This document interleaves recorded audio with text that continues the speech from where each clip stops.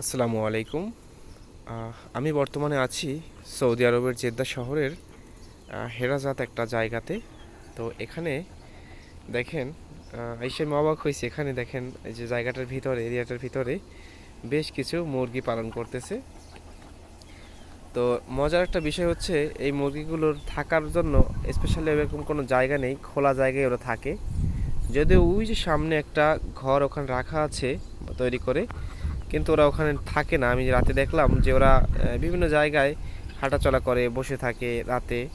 মানে কোনো স্পেশালি কোনো ওদের জন্য কোনো ঘর নাই, বা ওরা ঘরে থাকে না। এই আরেকটা বিষয় হচ্ছে, এই জায়গায় মানে আমাদের বাংলাদেশি হাঁস মুরগি প্রচুর পরিমাণে কিন্তু রোগ ব্যাধিতে মারা যায়।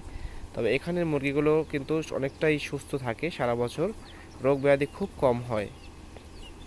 তবে ওরা অনেক গরমও সহ্য করতে পারে বাংলাদেশি মুরগির তুলনায়। বর্তমানে সৌদি আরবে এখনই কিন্তু প্রায় 38-40 ডিগ্রি কাছাকাছি।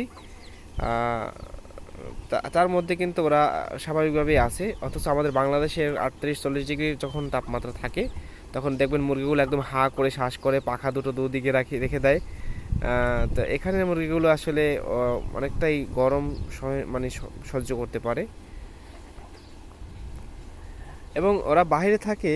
তো মজার বিষয় হচ্ছে, এখানে কোনো ধরনের বন্য যে পশুগুলো মানে প্রাণীগুলো আছে যেগুলো মুরগি ধরে নেয়, সে ধরনের প্রাণী এখানে আসে না। এই বিষয়টা দেখে আমার কাছে খুবই ভালো লাগছে।